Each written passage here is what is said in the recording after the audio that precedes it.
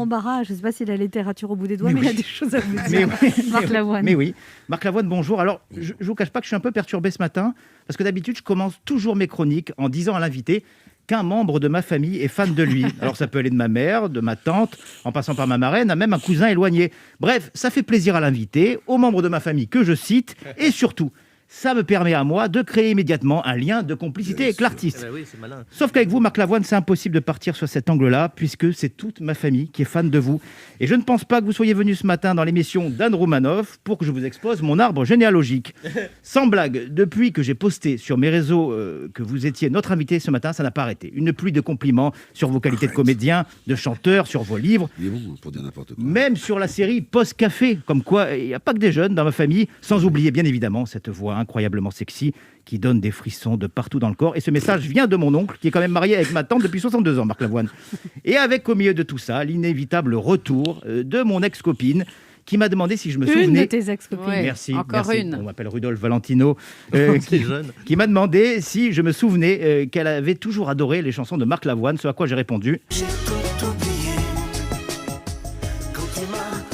Eh oui, je suis comme ça, je l'ai oublié. Bref, Marc Lavoine, vous faites l'unanimité dans mon entourage. Et la raison de votre venue aujourd'hui ne les fera pas changer d'avis, bien au contraire, puisqu'au-delà de l'artiste complet que vous êtes, c'est l'homme de cœur qui est assis à mes côtés aujourd'hui.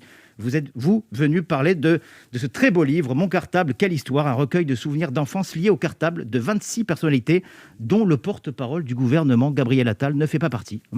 Étant certainement encore trop jeune pour être scolarisé et avoir un cartable. Un livre dont les bénéfices seront reversés à l'association Mon cartable connecté, que vous avez cofondée en 2016 et qui a pour but de permettre aux enfants hospitalisés pour de longues durées de maintenir ce lien essentiel scolaire et amical. Et non seulement il est utile ce livre, mais en plus il est drôle, tendre et plein de joyeuse nostalgie, de Grand Corps Malade à Amel Bent, en passant par votre ami et partenaire dans cette aventure, l'ancien sélectionneur de l'équipe de France, Raymond Domenech.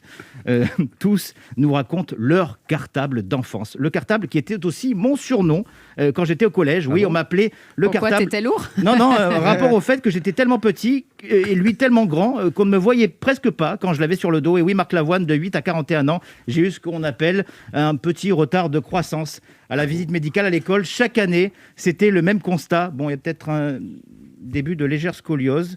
Monte sur la balance pour voir 30 kilos, c'est bien pour un enfant de ton âge. Allez, par curiosité, on va poser ton cartable. 70, ah, il y a un problème quand même. Oui, effectivement, mon cartable était lourd, je ne vous cache pas. Marc Lavoine, il m'est arrivé parfois de trouver cette période de ma vie légèrement pesante. Mais à 42 ans, il n'y a pas une seule journée sans que je n'y repense avec une certaine émotion. Bravo à vous de permettre à des enfants moins chanceux que moi à l'époque de pouvoir constituer eux aussi leurs souvenirs de cartable, même connectés.